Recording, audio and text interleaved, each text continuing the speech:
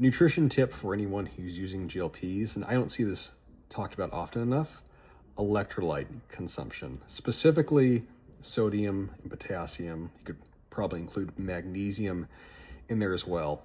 The reason for this is if you look at the studies, you look at the overall body of evidence on GLPs, Ozempic, tirzepatide, retatrutide, there is recurrent findings of increased excretion of sodium and potassium as well. And why is this important? Well, because when you're using these drugs and you are essentially under eating or in a caloric deficit, people tend to already have less consumption of salt and potassium to begin with, while at the same time they are excreting more of it. So you essentially become electrolyte depleted. And what does this lead to? It leads to low energy. It leads to just lousy workouts where you feel flat. Leads to fogginess, headaches, a lot of these common symptoms people have where they're taking the GLP and they love it because they're not hungry, but they don't necessarily feel that good. Part of that is certainly because of the calorie deficit, which might be too extreme. But I think another prominent part of that is this lack of electrolytes.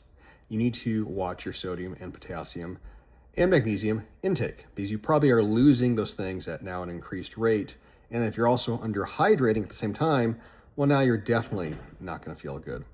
And if you look up the recommended daily intakes for potassium and sodium, potassium is higher than people think. It's 4 to 5 grams plus a day. If you are physically active and you're exercising and you're sweating a lot while using a GLP, you're going to need more on the higher side.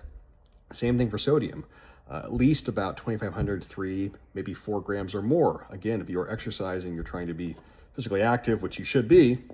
You're lifting weights, you're doing cardio while using your GLP to have permanent sustained weight loss and improvements in metabolic function. Electrolyte intake is going to play a prominent part in you having productive workouts. So just look out for that.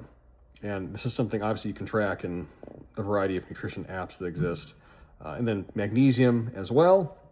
Magnesium does get sweated out when you exercise.